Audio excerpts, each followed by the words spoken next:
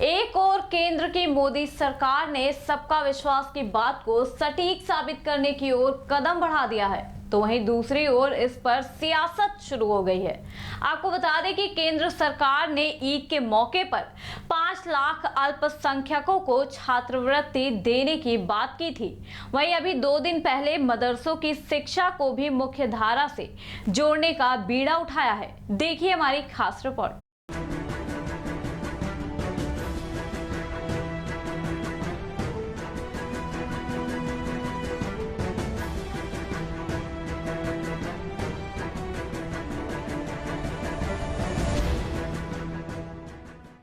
केंद्र में प्रचंड बहुमत की सरकार बनाने के बाद पीएम मोदी ने अपने संबोधन में चुनावों में चल रहे स्लोगन सबका साथ सबका विकास में एक और कड़ी जोड़ी थी और वो थी सबका विश्वास। और अब इस स्लोगन को मूर्त रूप देने की ओर कदम भी बढ़ा दिया गया है। ईद के मौके पर 5 वर्ष में 5 करोड़ अल्पसंख्यक छात्रों के लिए छात्रवृत्ति की घोषणा और अब मदरसों की शिक्षा को मुख्य धारा से जोड़ने की बात साफ तौर पर इसी कड़ी में उठाया गया पहला कदम माना जा रहा है। अल्पसंख्यक कार्य मंत्री मुख्तार अब्बास नकवी ने घोषणा करते हुए कहा था कि अल्पसंख्यक वर्ग की स्कूल ड्रॉप आउट लड़कियों को देश के प्रतिष्ठित शैक्षिक संस्थाओं से ब्रिज कोर्स कराकर उन्हें शिक्षा और रोजगार से जोड़ा जाएगा।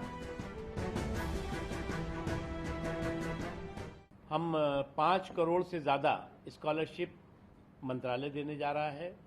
अल्पसंख्यक समाज की जो गरीब, आर्थिक रूप से पिछड़ी, कमज़ोर बच्चे बच्चियां हैं, और आपका मौलाना आज़ाद एजुकेशन फाउंडेशन भी लगभग 10 लाख लड़कियों को स्कॉलरशिप इन 5 सालों में देगा।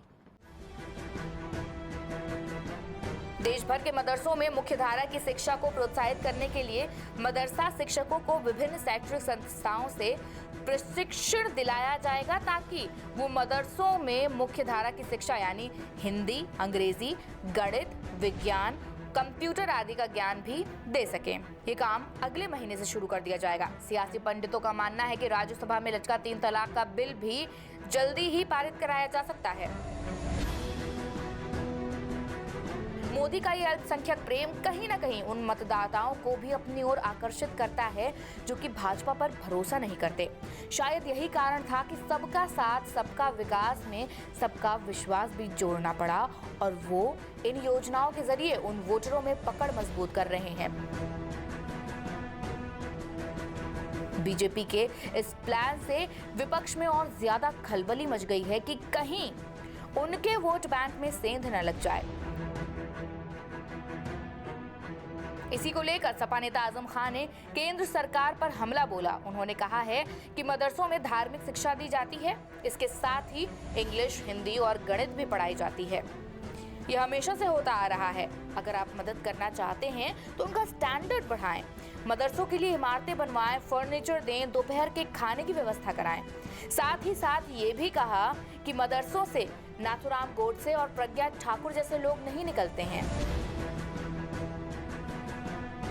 आजम खान की बौखलाहट कहीं न कहीं इस ओर इशारा कर रही है कि बीजेपी उनके मजबूत वोट बैंक में सेंधमारी कर रही है और आने वाले विधानसभा चुनाव में ये देखना अहम होगा कि बीजेपी इसमें किस हद तक कामयाब होगी।